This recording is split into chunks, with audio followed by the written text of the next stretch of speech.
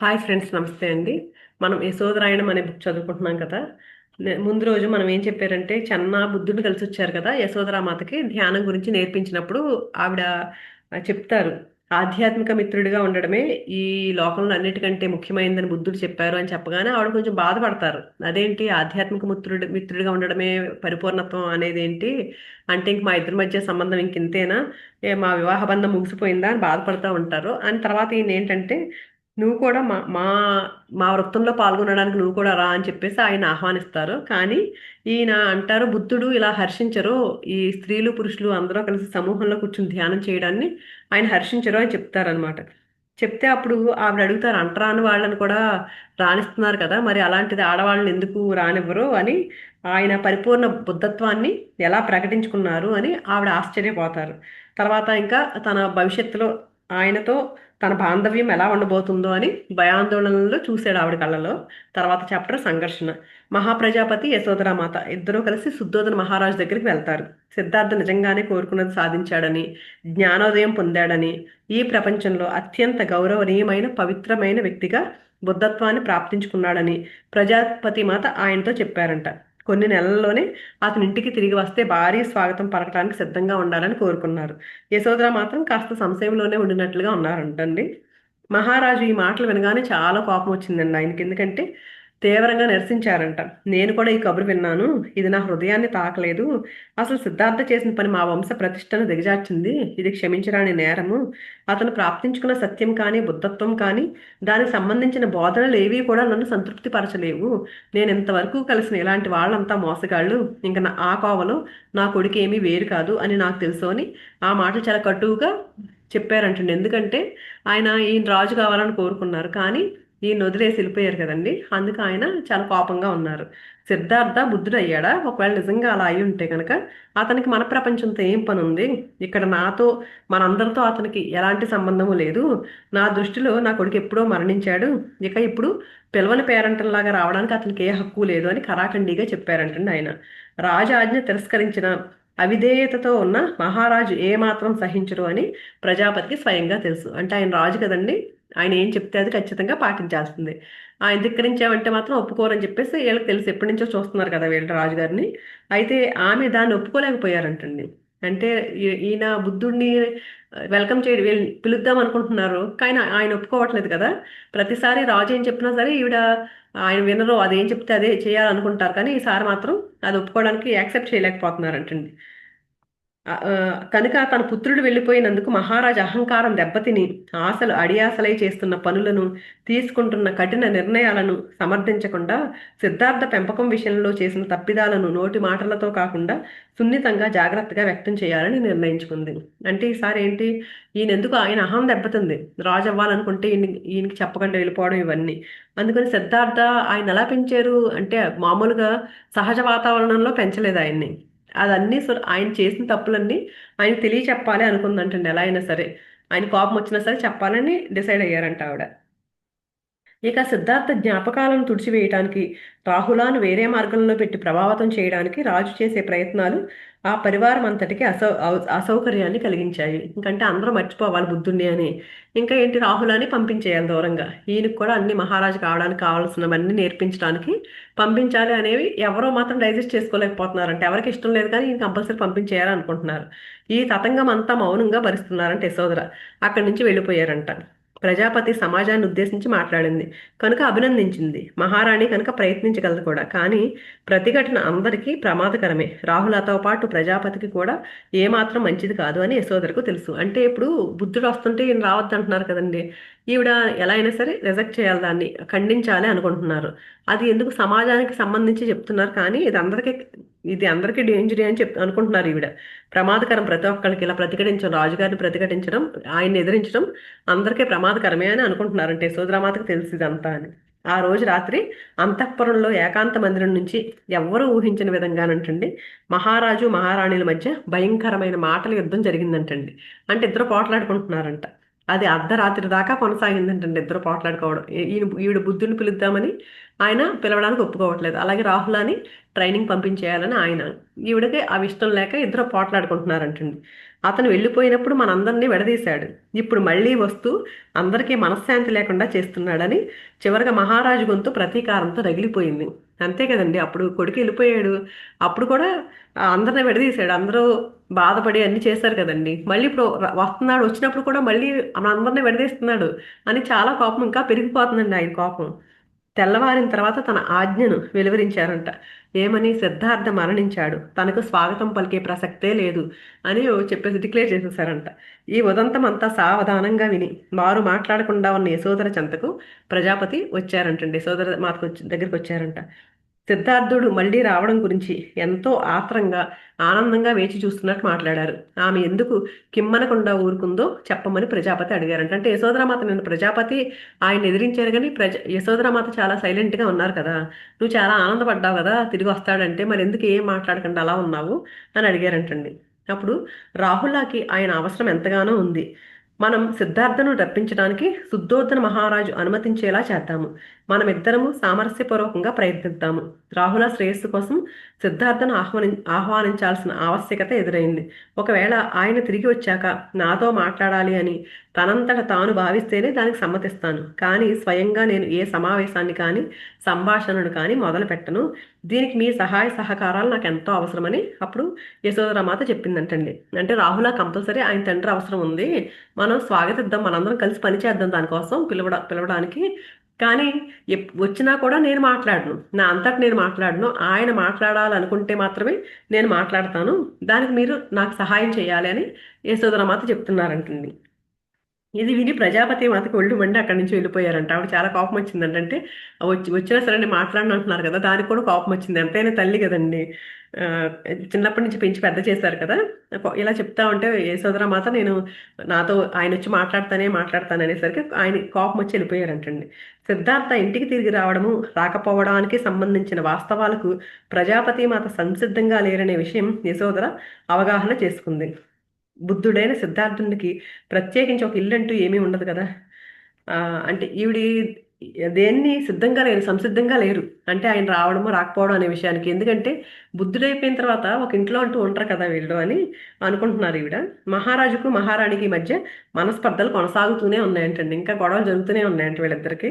జరిగేదంతా నిశ్చితంగానే గమనిస్తూ ఉన్నారు యశోదరామాత ఎప్పటికప్పుడు. నోరు మెదపటానికి మాత్రం సుతారాము ఇష్టపడలేదంటండి. మహారాజు పట్ల ప్రజాపతి వైఖరికి యశోదర నొచ్చుకున్నారంట. రోజులు వారాలు గడిచిపోతున్నాయంటండి.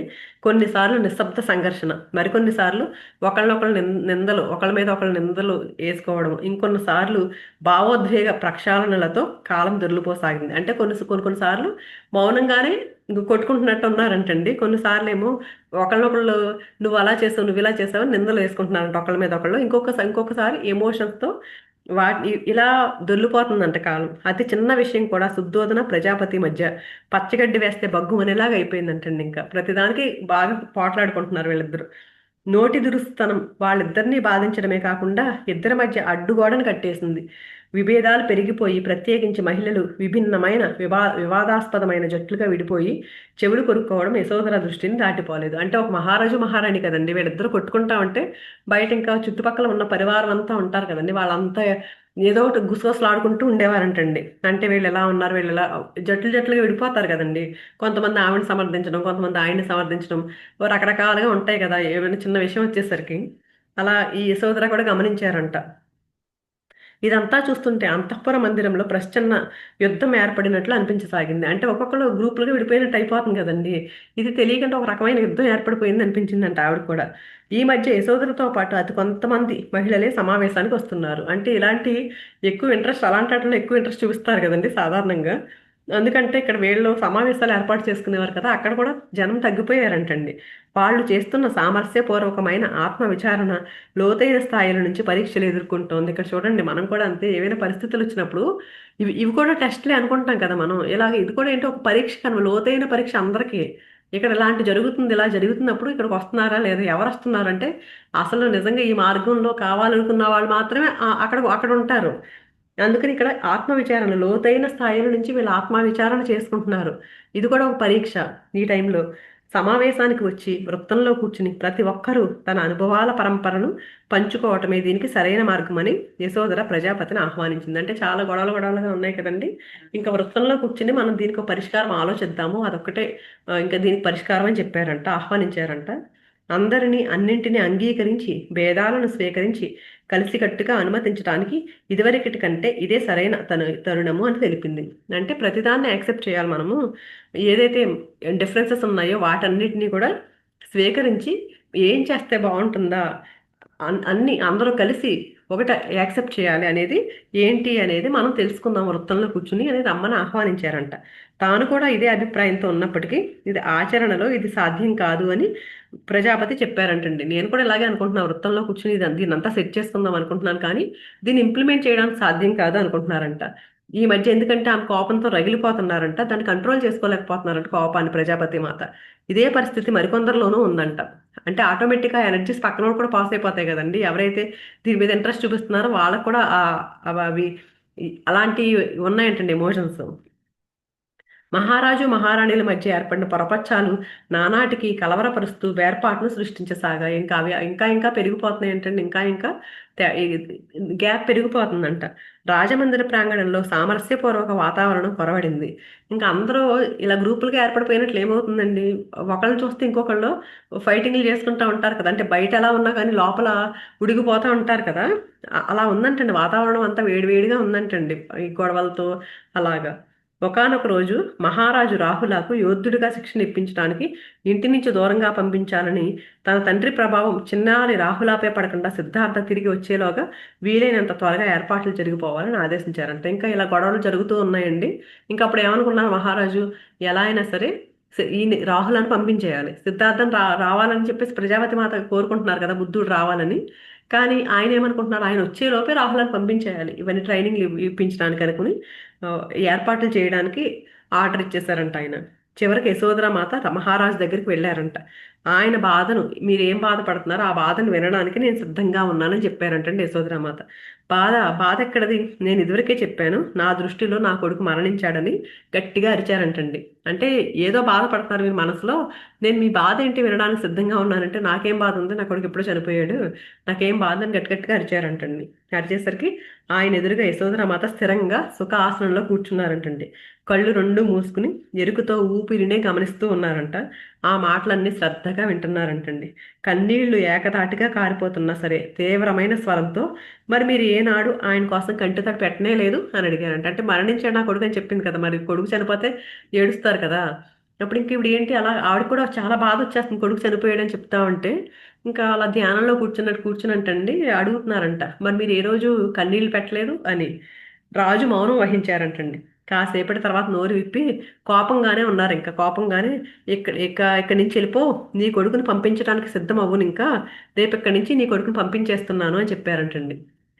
రేపు నేను మాట్లాడను, తినను, త్రాగను, నా చావు మీ చేతుల్లోనే ఉంది అన్నారంట యశోధరామాత. రాజు ఆమెని పంపించేశారంట.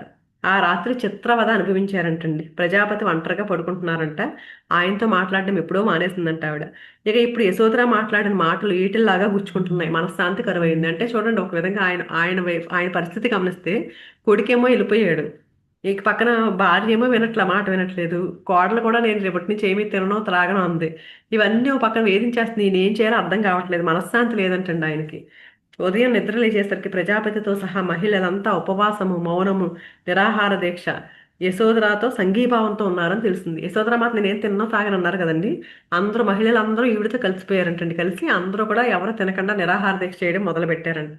అప్పుడు సేవకుడు వచ్చి, ఒక సేవకుడు మహారాజును ఉద్దేశించి, వాళ్ళంతా మౌన నిరాహార దీక్ష చేస్తున్నారు, మాట్లాడట్లేదు, తినట్లేదు, తాగట్లేదు, వాళ్ళందరూ చావు మీ చేతుల్లోనే ఉంది అని హెచ్చరించాడంటండి ఈయన్ని.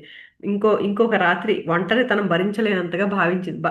అంటే ఎవరు మాట్లాడట్లేదు కదండి. ఇంకా తర్వాత రోజు రాత్రి కూడా చాలా బాధించిందంటే ఈయన ఒంటరితనం. ఇంకా పొద్దున్న లేవగానే వేకువజామునే యశోధర మాతను పిలిపించారంటండి. పిలిపించి, నేను దీన్ని భరించలేకపోతున్నాను, నన్ను ఏం చేయమంటావు చెప్పు అని అడిగాడంట ఆయన. నాతో వచ్చి మా వృత్తంలో కూర్చోండి అని అడిగారంట ఈవిడ. అడిగితే ఒకానొక మహారాజు ఆడవాళ్లతో చేరి పనివాళ్ల మధ్య కూర్చోవడమా అన్నారంట. అంటే ఈయనకి అసలు వాళ్ళందరితో కూర్చోవడమే ఇష్టం లేదు. అంటే సేవకులు అందరూ కలిసి కూర్చుంటున్నారు కదండి, అసలు మామూలుగానే ఇష్టం ఉండదు ఆయనకి. అలాంటిది ఈయననే ఆహ్వానిస్తుంది ఆవిడ వృత్తంలో కూర్చోమని. ఒక మహారాజు వచ్చి పనివాళ్ళ మధ్య కూర్చోవడమా అని అడిగితే, మిమ్మల్ని పెంచి పోషించి గౌరవించి ఆలకించి అడుగడుగునా వెన్నంటి ఉండే మహిళలందరి మధ్య కూర్చోండి. చూడండి ఈవిడ ఎంత బాగా చెప్పారో. అంటే ఏమి తేడా చూడట్లేదు ఈవిడ. ఏం చెప్తున్నారో ఆయన ఏమన్నారు, పని వాళ్ళ మధ్య కూర్చోవాలా అని అడిగారు. కానీ ఈవిడ ఎలా చెప్తున్నారు చూడండి, మిమ్మల్ని పెంచి పోషించి గౌరవించి మీరు ఏం చెప్తే అది విని అడుగడుగునా మీ వెంటే ఉండే మహిళలందరి మధ్య కూర్చోండి అని చెప్పారంట. అది ఏ విధంగా ఉపయోగపడుతుందంటావు అని అడుగుతున్నారంట. అప్పుడు అది నాకు, ప్రజాపతి మాతకి, మీ మనవడికి, ఇంకా మరెందరికీ ఎంతగానో ప్రయోజనాన్ని కలిగించింది. ఎప్పుడైతే వృత్తంలో కూర్చున్నారో వీళ్ళ జీవితాలన్నీ మారినాయి కదండి. అందుకని అదే చెప్తున్నారు ఆవిడ. మా అందరికీ చాలా ప్రయోజనాన్ని కలిగించింది ఆ వృత్తాలలో కూర్చోవడం అని చెప్పారంట. వెళ్ళిపోవడానికి లేచి నిల్చున్నారంట. ఈవిడ నుంచి ఏం చెప్తున్నారంట, వృత్తంలో కాకుండా మీతో ఈ విషయంపై ఇంకొకసారి మాట్లాడడానికి సిద్ధంగా లేను. మరొక విషయం, మీరు మీ పుత్రుడి రాకను సమ్మతించే వరకు మా పుత్రుడు తన తండ్రిని కలుసుకోవటానికి మీరు అనుమతించే వరకు మేమంతా గుక్కెడు మంచినీళ్ళు కానీ ఒక ముద్ద కానీ నోట్లోకి తీసుకోము. అంటే ఈవిడ వచ్చి వృత్తంలో కూర్చోమన్నారండి. ఆయన ఏంటి వాళ్ళందరి ముందు కూర్చోవాలా అన్నారు. ఇంక ఈవిడ చివరిగా ఏం చెప్తున్నారు, మీరు ఇంకోసారి నాతో మాట్లాడాలంటే ఆ వృత్తంలో కూర్చుని మాత్రమే మాట్లాడాలి. మీరు అంటే మీ కొడుకుని అంటే బుద్ధుడిని అనుమతించాలి, అలాగే రాహులాని వాళ్ళ తండ్రిని చూడడానికి అనుమతించాలి. అప్పటి వరకు మేము మంచినీళ్ళు ఏం ముట్టుకోమని చెప్పారంటండి. ఒంటరిగా కూర్చుని దుఃఖాన్ని లోపలే దాచుకుంటే అది మన చుట్టూరా మరింత దుఃఖాన్ని సృష్టిస్తుంది. ఇంకా చెప్తున్నారు ఆయనకి, చాలా బాధతో ఉన్నారు కదా ఈయన కూడా. ఒంటరిగా కూర్చుని ఒక్కళ్ళే దుఃఖపడితే లోపలే దాచేసుకుంటే ఆ దుఃఖాన్ని, ఆ దుఃఖం మరింతగా మన చుట్టూ ఇంకా దుఃఖాన్ని పెంచేస్తుంది అది. అలా కాకుండా ఇతరుల దుఃఖాన్ని పంచుకుంటే బాధల్లో ఉన్న వాళ్ళ వెంటే ఉండి వాళ్ళ బాధను హృదయంతో ఆలకిస్తే చాలు, చెప్పలేనంత శాంతి కలుగుతుంది.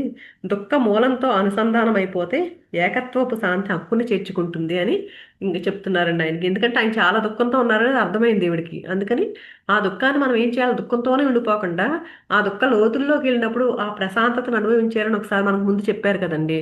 అలాగే చెప్తున్నారు, ఎప్పుడైతే లోతుల్లోకి వెళ్తామో ఆ ఏకత్వపు శాంతి హక్కుని చేర్చుకుంటుంది అని చెప్తున్నారండి. ఆయన దృష్టి తనపై సారించేంత వరకు అక్కడే నుంచున్నారంట. మిమ్మల్ని మనస్ఫూర్తిగా వేడుకుంటున్నాను, వచ్చి మాతో చేరండి, కనీసం మిమ్మల్ని ముంచెత్తుతున్న దుఃఖ పాలనలను మన్నించండి అని చెప్తున్నారండి. తర్వాత చాప్టర్ పరిష్కారం.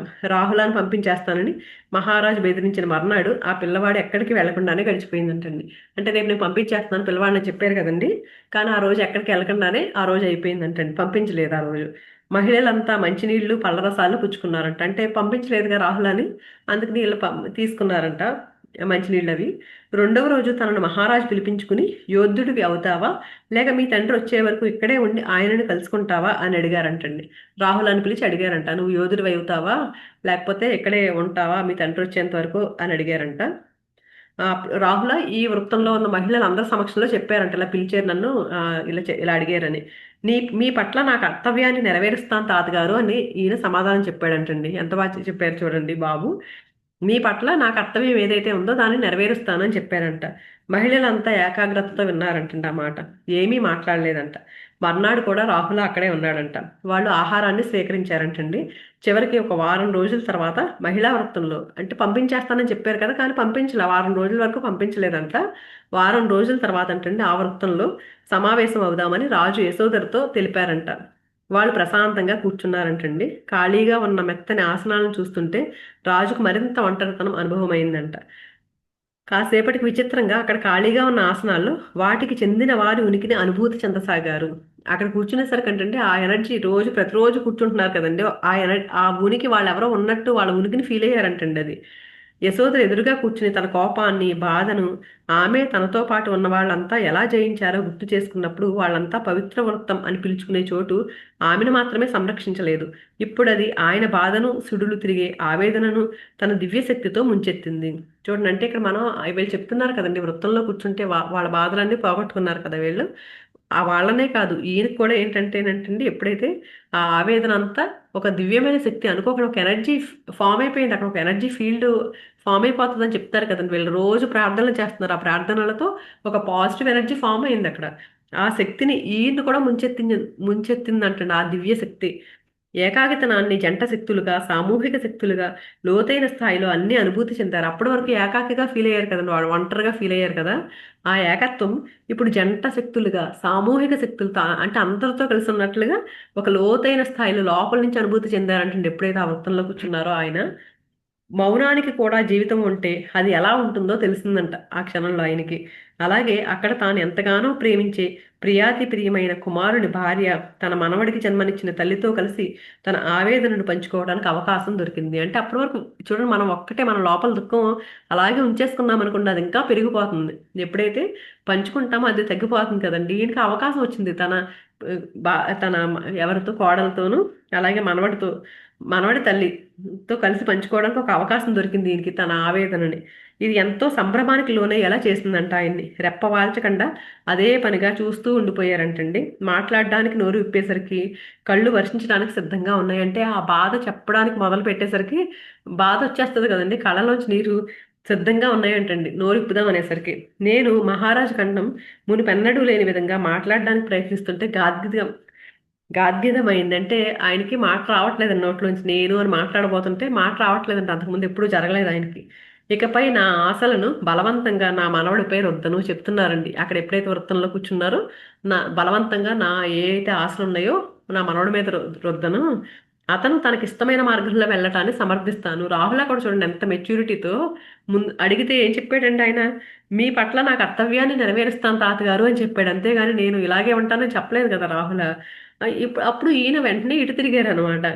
నేను తను తనకిష్టమైన మార్గంలో వెళ్ళడాన్ని సమర్థిస్తాను, తన కర్తవ్యం నుంచి విడుదల చేస్తున్నాను అని ఆగి బాధను నియంత్రించి కంట్రోల్ చేసుకోవడానికి ఇంకా కుదరలేదంటండి ఆయనకి. ఆ బాధను కంట్రోల్ చేసుకుందామన్నా అవ్వలేదంట.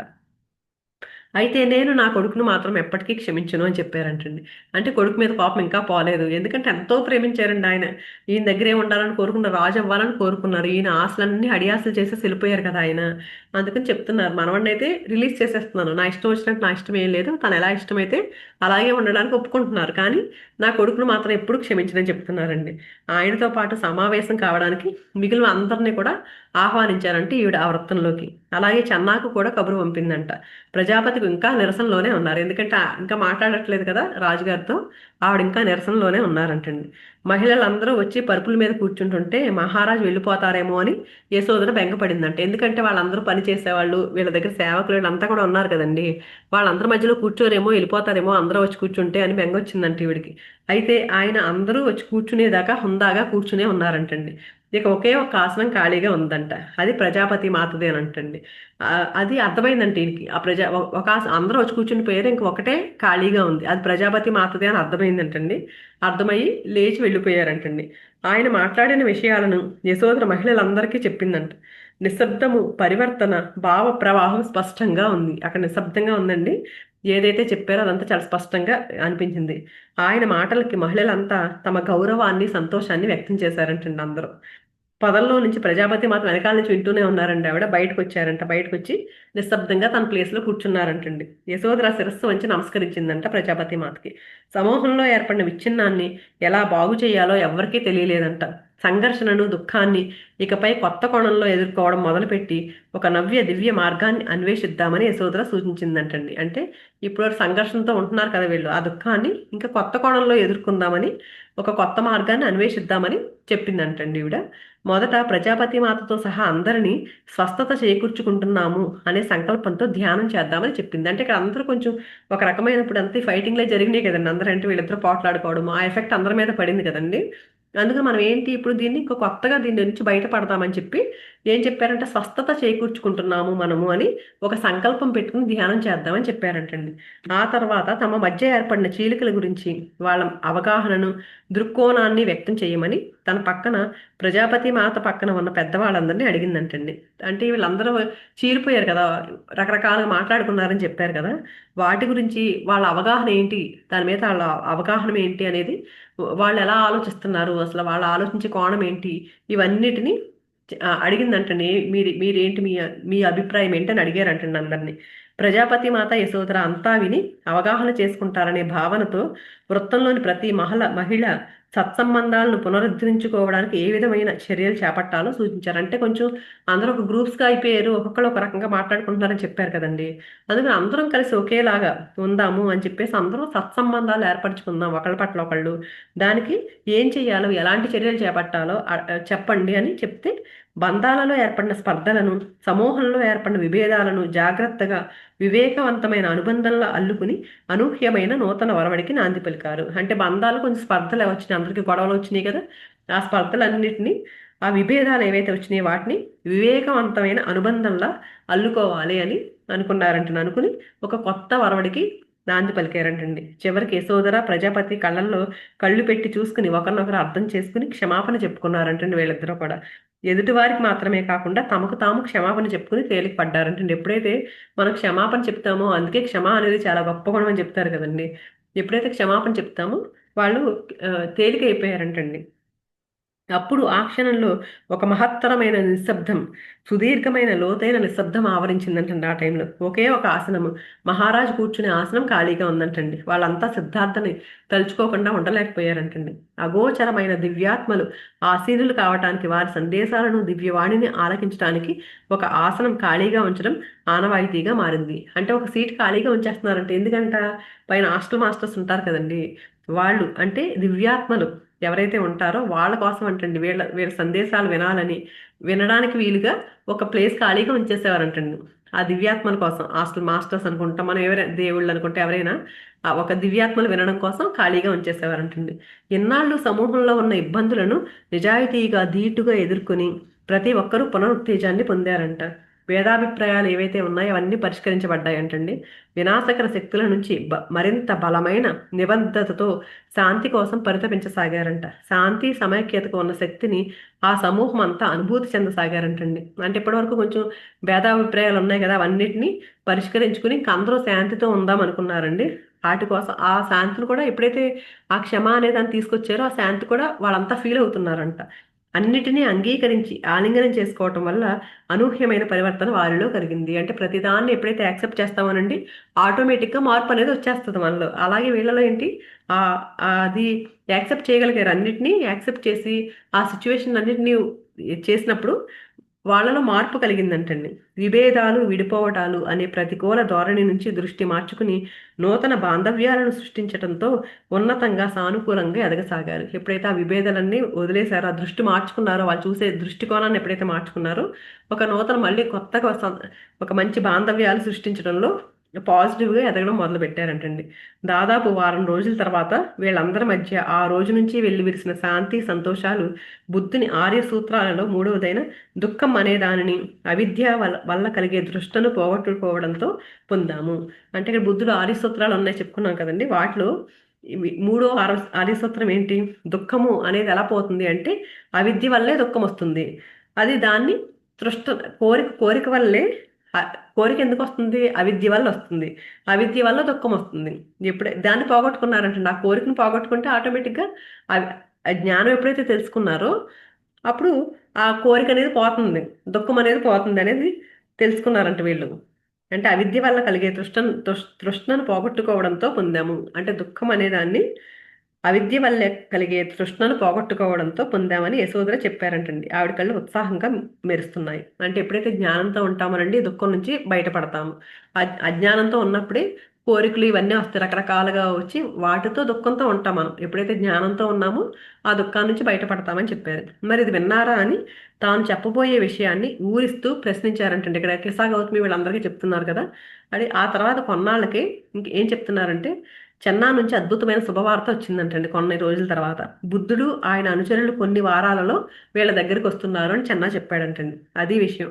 ఏదేమైనా వీళ్ళలో శాంతి సుస్థిరమయ్యాక ఆయన తిరిగి వస్తున్నారు. అంటే ఇప్పటివరకు కొంచెం అల్లకల్లోలంగా ఉన్నారు కదా, అందరూ విడిపోయారు కదా. ఎప్పుడైతే ఇవన్నీ వీళ్ళు సరి చేసుకున్నారో అప్పుడు ఒక వార్త తెలిసిందండి, బుద్ధుడు తిరిగి వస్తున్నారు అని. సరేలే, శాంతి మా అందరిలో శాంతి వచ్చిన తర్వాత వస్తున్నారు అనుకున్నారంటండి. తర్వాత బుద్ధ దర్శనం వీళ్ళు ఆశించిన దానికంటే కాస్త ఎక్కువ సమయమే పట్టిందంటండి. బుద్ధుడు పాదం మోపిన ప్రతి చోట అంటే బుద్ధుడు వచ్చే దారిలోనంటండి, ఎక్కడ వస్తుంటే అక్కడంటండి ఎవరో ఒకరు దాని సమీపంలో ఉన్న వాళ్ళ గ్రామానికి రమ్మని పిలిచేవారంట. గ్రామానికో పట్టణానికో రమ్మని ఆహ్వానించేవారంటండి. మరి ఆయన ఉదార స్వభావం గురించి అందరికీ తెలిసిందే కదా. అందుకే ఎవరు పిలిస్తే వాళ్ళ దగ్గరికి వెళ్తూ ఉండేవారంటండి. అందుకని చాలా టైం పెట్టిందంట వీళ్ళ వచ్చేస్తారు బుద్ధుడు అనుకునే దానికంటే కూడా చాలా ఎక్కువ టైం పట్టిందంటండి ఆయన రావడానికి. చివరకు కొన్ని నెలలు గడిచిపోయిన తర్వాత బుద్ధుడు వాళ్ళని సందర్శించాలని భావిస్తున్నట్లు తన తండ్రి మహారాజు శుద్ధోధనుడికి వార్త పంపించారంట బుద్ధుడు, నేను వస్తున్నానని చెప్పేసి.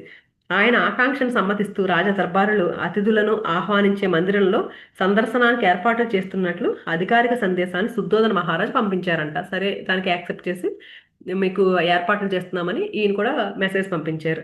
దాన్ని వీలైనంత అధికారిక సమావేశంలా కాకుండా ఆయన చిన్నప్పటి నుంచి పెరిగిన రాజగృహంలో ఏర్పాట్లు చేస్తే బాగుంటుందని ప్రజాపతి అందంట. అంటే ఎవరో బయట వాళ్ళు తెలియని వాళ్ళు వస్తే ఎలాంటి ఏర్పాట్లు చేస్తున్నాం అలా కాదు, చిన్నప్పటి నుంచి పెరిగాడు కదా, ఇక్కడే పెరిగాడు కదా ఆయన, అలాంటి ఏర్పాట్లు చేస్తే బాగుంటుంది అని ప్రజాపతి మాత అన్నారంటండి.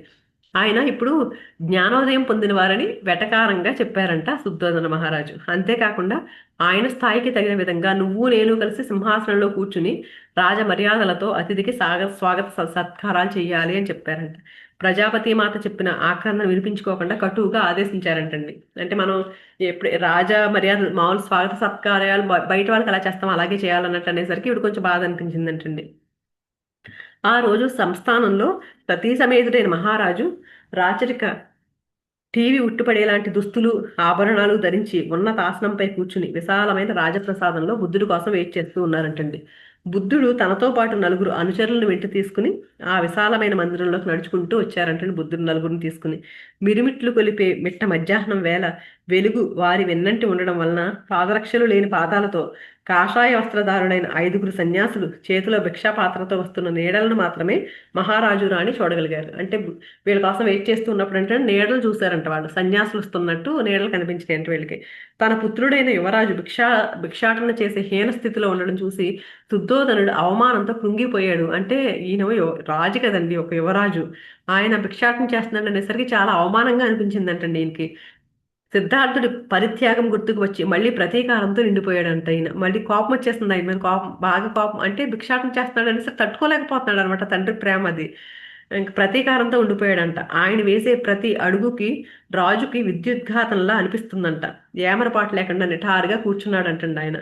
వాళ్ళు మరింత దగ్గరికి వచ్చేసరికి ఏదో సంభవించ మొదలైందంట వీళ్ళకి. ఏంటంటే వెలుగు తీవ్రతకి, అంటే ఒక వెలుగులాగా వస్తుందంట వాళ్ళ దగ్గరికి వచ్చేసరికి.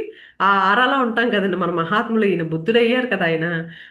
వెలుగు తీవ్రతకు సిద్ధార్థ ముఖానికంటే ముందుగా ఆయన నడకను దర్శించాడు. ఒక వెలుగు వచ్చిందంటండి, ఆ వెలుగులో ఆయన నడకను చూశాడంట ఆయన కంటే ముందు.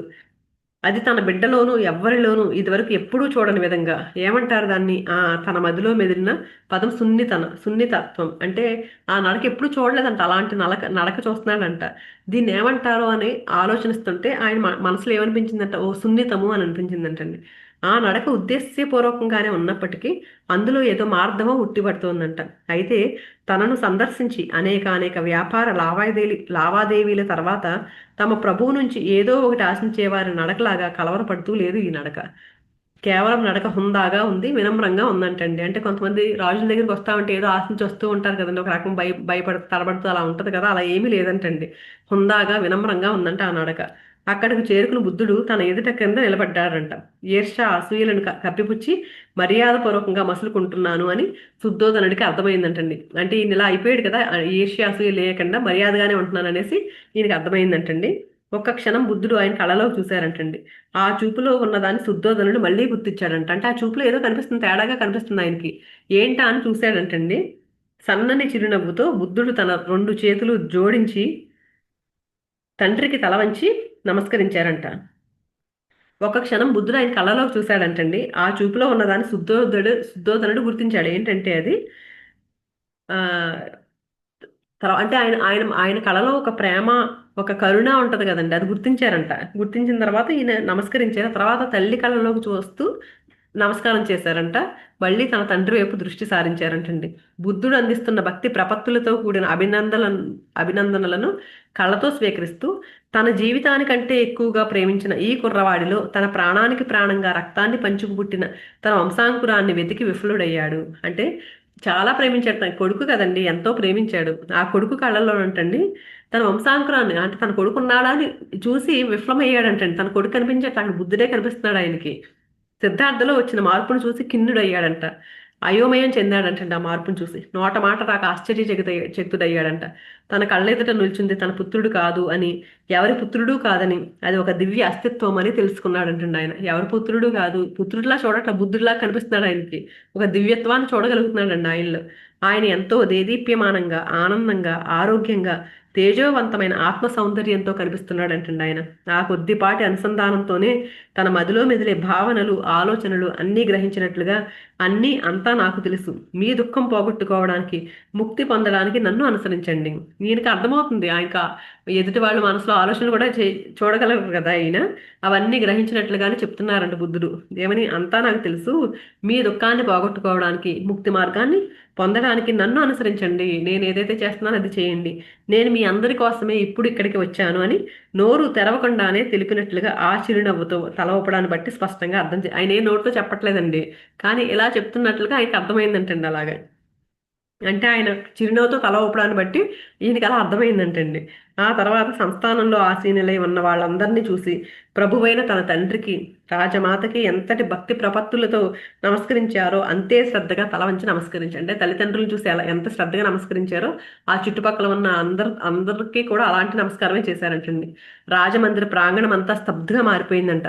ఏదో దివ్యహస్తం అందరినీ దీవిస్తున్నట్లుగా నిశ్శబ్దం రాజ్యమేరిందంటండి. అంటే అందరూ అలాంటి ఒక మహాత్ముడిలా వచ్చి ఎలా ఉంటుందండి, అలా అందరూ అలా సైలెంట్గా చూస్తూ ఉండిపోయారంట. వాళ్ళందరినీ ఆ విధంగా కలుసుకున్నందుకు సిద్ధార్థ తన కృతజ్ఞతలను మరోసారి చెప్పారంటండి. అందరినీ కలుసుకున్నందుకు యశోధరను, రాహులను వచ్చి బుద్ధుని సందర్శించమని శుద్ధోదన మహారాజు అంతఃపురానికి కబురు పంపాడంటండి యశోధరామాతకి రమ్మని.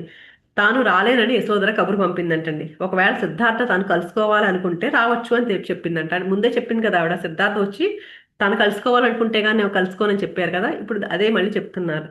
చెన్నాను రాహుల గదిలో ఉండమని చెప్పి ఆమె ఒంటరిగా వెయిట్ చేస్తుందంటండి. సిద్ధార్థ్ వస్తాడా, మాట్లాడతాడా అని ఆవిడ రూమ్లో వెయిట్ చేస్తున్నారంటండి. తన పుత్రుడు ఆత్మ సామ్రాజ్యానికి చక్రవర్తి అయ్యాడు అది అని, నిజంగా బుద్ధత్వాన్ని పొందాడని రాజు అంతరాంతరాల్లోంచి గ్రహించి ఉప్పి తప్పిపోయాడు. అప్పటి వరకు చాలా కోపంగా ఉన్నాడు కదండి, కానీ ఇప్పుడు ఇప్పుడు మాత్రం మా లోపల ఎలా ఉందంటండి, ఆత్మ సామ్రాజ్యానికి రాజు అయ్యాడని చాలా ఆనందపడుతున్నాడంటండి. అయితే ఇప్పుడు సిద్ధార్థని ఏమని సంబోధించాలో తెలియక ఆయన రాకను పురస్కరించుకుని చేసుకుంటున్న వేడుకల్లో విందు భోజనానికి రమ్మని ఆహ్వానించాడంటండి. ఏం పిలవాలో అర్థం కావట్లేదు, ఆయన కొడుకు కదండి ఆయన. సరే రమ్మని, విందుకు రమ్మని ఆహ్వానించాడంటండి. అప్పుడు ఈయన ఏం చెప్పారు? మేము ఈ రోజు భోజనాన్ని చేసేసాము అని బుద్ధుడు క్లుప్తంగా బదులు చెప్పాడంటండి. మహారాజు దృష్టి బుద్ధుని చేతిలో ఉన్న భిక్షపాత్రపై పడిందంట. ఆ భిక్షపాత్ర చూసి ఏం చెప్పారంట? మన వంశీయులు శాక్య ప్రజాపతులు భిక్షాటన చెయ్యరు అని చెప్పాడంటండి.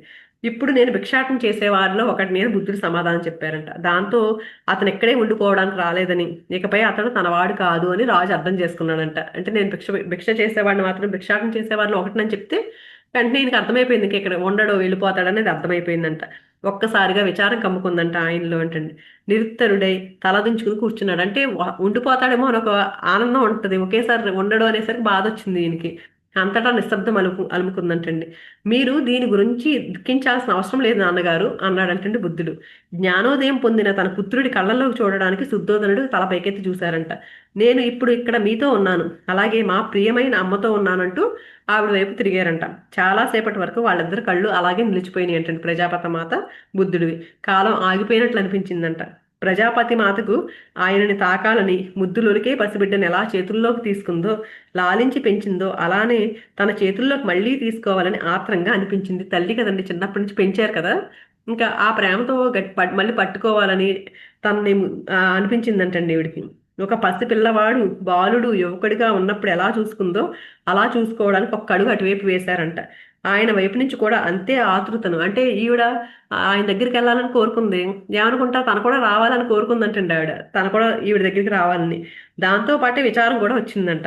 ఎందుకంటే తక్షణమే స్థానమే నిలబడిపోయిందంట. అంటే తన కూడా ఈవిడ వెళ్తుంది ముందుకి, ఆయన కూడా ముందుకు రావాలని కోరుకుంది, వెంటనే ఆగిపోయింది. విచారం వచ్చేసిందంట.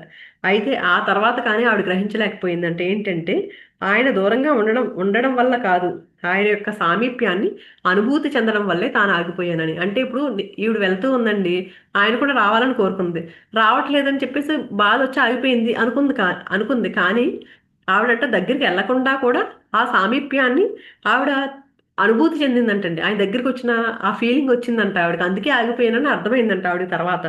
ఆయన యొక్క గాంభీర్యం కానీ, ఔన్నత్యం కానీ కాకుండా ఆయన యొక్క కరుణకు ప్రభావితం అయ్యాను అని గ్రహించారంట ఆవిడ. ఆయన యొక్క కరుణ, అపారమైన కరుణ మాత్రమే ప్రభావితం చేసింది అని అర్థమైంది ఆవిడకి. బుద్ధుడు ఇదంతా గమనిస్తూనే ఉన్నారంటండి. ఆవిడ కాస్త వయసు పైబడినట్లు కనిపిస్తున్నా ఆ చురుకుదనం కానీ ప్రేమ కానీ ఏ మాత్రం తగ్గలేదు. అయితే ఇదివరకట్లాగానే ప్రేమగా చూసుకోవచ్చు కదా అని ప్రశ్నించడాన్ని ఆయన గ్రహించారు. అంతేకాదు ఆవిడ తన ఉనికిని ఇప్పుడు స్థిమితంగా అనుభూతి చెందడానికి కూడా ఆయన గుర్తించారంటండి. ఈ స్త్రీమూర్తిలో ఏదో కొత్తదనం కనిపిస్తోంది. తన పిన్ని నిజమైన మాతృమూర్తి తనతో కలిసి ఉండడంలో ఏదో కొత్త రకమైన ఎరుక, అంగీకార ధోరణిలో, ప్రశాంతతలో, ఇంకా ఆవిడ యొక్క ఔదార్యంలో మార్పు కొట్టొచ్చినట్లు కనిపిస్తోందంట. అంటే వీళ్ళు ఈ సమూహంలో కూర్చొని చాలా మార్పు వచ్చింది కదండి. ఆధ్యాత్మిక అంటే కొంచెం ఎదిగారు. ఆ చైతన్యాన్ని పెంచుకుంటూ ఉన్నారు కదండి. ఈవిడిప్పుడు ఆయన ఉనికిని అనుభూతి చెందడాన్ని ఈయనకు కూడా కొత్తగా అనిపిస్తుందంటండి. ఏదో కొత్తగా చూస్తున్నారు ఆ పిన్నిలో, ఆవిడ ఆయన పెంచిన ఆ తల్లిలో. చిరునవ్వుతో ఆవిడకి సాష్టాంగ నమస్కారం చేశారు. ఆవిడలో ఉన్న మాతృత్వానికి సంపూర్ణంగా ప్రణవిల్లారంట. ఆ తర్వాతే మహారాజుకు ఆయనలోని తన పితృదేవునికి సాష్టాంగ నమస్కారం చేసుకున్నారంటండి. మమ్మల్ని క్షమించాలి, మిమ్మల్ని కలవటానికి యశోధర రాలేదు అని రాజు చిన్నపుచ్చుకున్నారంట. ఆమె నిరాకరించింది. అంతేగాక ఆమె మిమ్మల్ని వ్యక్తిగతంగా కలుసుకునే వరకు రాహులాను దూరంగా ఉంచుతానని మీకు తెలియజేయమంది అని చెప్పారంట. అంటే ఎప్పుడైతే యశోధరమాతను కలుసుకునేంత వరకు రాహులాన్ని దూరంగా ఉంచుతానని చెప్పి కబురు పంపించారంట ఆవిడ. బుద్ధుడు అంగీకార సూచకంగా అయితే ఇంక నేను ఆమె దగ్గరికి వెళ్తాను అన్నారంటండి. అయితే నేనే వెళ్తాను అన్నారంట. తోటి భిక్షవులతో నడక సాగిస్తూ ఒకవేళ అంటే ఇప్పుడు మహిళలను దూరంగా ఉంచారు కదండి వీళ్ళ సంఘానికి. ఇంక వెళ్తూ యశోధరమాతను కలవడానికి వెళ్తూ ఏం చెప్పారంట వాళ్ళ తోటి భిక్షునులతో, ఒకవేళ ఆవిడ నన్ను తాగితే అనుమతించండి. అంటే ఆడవాళ్ళు ఎవరిని ముట్టుకోకూడదు. కానీ ఒకవేళ మరి భార్య కదండి అంతకుముందు, ఆవిడ ఏమైనా నన్ను తాగితే అనుమతించండి. మహిళలు మన బౌద్ధ సంఘంలో సన్యాసులను తాకకూడదు అనే నియమాన్ని ఈసారి సడలిద్దాము. నేను ఆమెని మా కుమారుడిని వదిలిపెట్టేసి తనకు కలిగించిన తీరని దుఃఖానికి ఉపశమనంగా దీన్ని భావిద్దాము అన్నారంట. అప్పటి వరకు అయితే ముట్టుకోకూడదు, కానీ ఈ ఒక్కసారికి మాత్రం దానికి సడలిద్దాం. ఏదైతే ఉందో రూల్ పెట్టుకున్నారో దాన్ని, ఎందుకంటే వీళ్ళు వదిలేసి వచ్చినప్పుడు చాలా బాధకు గురి అయ్యారు కదా ఆవిడ, అందుకు అని చెప్పారంటండి. మిగిలింది ఆవిడ కలుసుకోవడం అనేది రేపు చెప్పుకుందామండి. Thank you.